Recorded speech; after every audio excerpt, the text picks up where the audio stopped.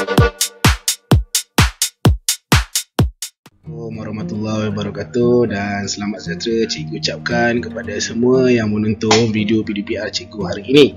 Jadi kita akan mula sesi PDPR Bahasa Melayu tahun 2 menggunakan buku aktiviti jilid 2 muka surat 89, iaitu aktiviti 4A, baca, fahami dan kelompokkan. Maksudnya kita letak dalam jadual yang telah ditetapkan. Okey, dan tajuknya buat baik dibalas baik. Jadi murid-murid, mari kita baca dahulu petikan yang ada dalam muka surat 89 ini. Ayah membawa Seha ke kedai buku. Ayah menunggu di dalam kereta. Seorang wanita serta 2 orang anak kecilnya juga memasuki kedai itu. Seha menahan pintu kedai lalu memberikan laluan kepada wanita itu. Kemudian Seha mengambil beberapa alat tulis. Dia membawa barangan itu ke kaunter, tetapi dia tidak dapat membuat bayaran. Dia tidak dapat membayar kerana wangnya tidak mencukupi. Wanita tadi menghampiri Seha lalu membayar untuk Seha. Seha mengucapkan terima kasih sambil tersenyum riang. Dia teringat akan kata-kata ibunya. Kata ibu, buat baik dibalas baik. Jadi dalam cerita ini, Seha ke kedai buku dan mengambil beberapa alat tulis. Bila sampai di kaunter, duitnya tak cukup.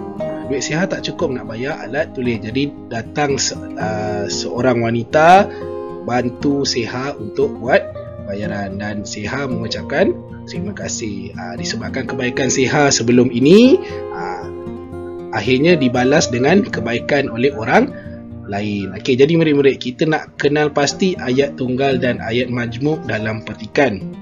Okey, ayat tunggal ni ialah ayat yang mempunyai satu subjek dan satu predikat. Okey, contohnya Ali sedang bermain bola. Okey, Ali itu subjek dengan bermain bola itu ialah predikat. Itu contoh ayat tunggal. Dan ayat majmuk ni pula gabungan ayat tunggal, gabungan 2 atau lebih ayat tunggal yang menggunakan kata hubung. Kalau murid-murid ingat lagi kata hubung, iaitu dan, atau, tetapi, sambil, lalu dan macam-macam lagi lah. Itu adalah ayat majmuk. Okey, jadi mari kita kenal pasti ayat tunggal dan ayat majmuk. Okey, yang pertama, tengok garisan yang cikgu buat. Itu adalah ayat tunggal, iaitu ayah membawa Seha ke kedai buku. Jadi murid-murid salin semula jawapan ke dalam ruang yang disediakan. Okey, itu ayat tunggal yang pertama. Jadi ayat tunggal yang kedua, murid-murid dapat tak? Jumpa tak? Okey. Ini ayat tunggal yang kedua. Ayah menunggu di dalam kereta. Murid-murid jangan lupa garis yang mana ayat tunggal. Okey, yang ketiga. Kemudian Seha mengambil beberapa alat tulis. Ini pun ayat tunggal. Okey, yang keempat, dia teringat akan kata-kata ibunya. Ini contoh ayat tunggal. Dan yang terakhir, kata ibu, buat baik dibalas baik. Ini adalah contoh ayat tunggal. Jadi seterusnya kita nak beralih ke ayat majmuk seperti yang cikgu katakan tadi, iaitu gabungan 2 atau lebih ayat tunggal yang mempunyai kata hubung. Jadi dalam petikan ini, cikgu bagi contoh yang pertama, ayat majmuk. Okey, seorang wanita serta 2 orang anak kecilnya juga memasuki kedai itu. Kata hubungnya serta. Okey. Dan yang kedua, ayat majmuk. Seha menahan pintu kedai lalu memberikan laluan kepada wanita itu. Perkataan lalu itu ialah kata hubung. Jadi kata hubung ni digunakan untuk menghubungkan 2 atau lebih ayat. Jadi itu adalah ayat majmuk. Okay. Yang ketiga, dia membawa barangan itu ke kaunter tetapi dia tidak dapat membuat bayaran. Ni tetapi kata hubung.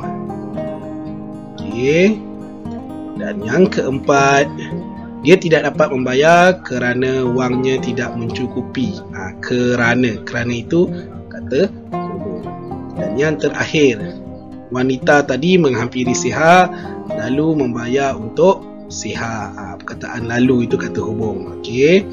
Yang ni pun betul juga ni. Satu lagi, Siha mengucapkan terima kasih sambil tersenyum riang. Itu pun contoh kata ayat majmuk, tapi kita perlukan 5 sahajalah. Jadi cukup dah untuk ruang yang disediakan ini. Jadi baiklah murid-murid, kita dah tamatkan sesi PDPR kita hari ini. Cikgu harap murid-murid faham dengan apa yang telah dipelajari hari ini. Sekian sahaja daripada cikgu. Kita jumpa lagi untuk sesi yang berikutnya. Assalamualaikum dan terima kasih. Bye-bye.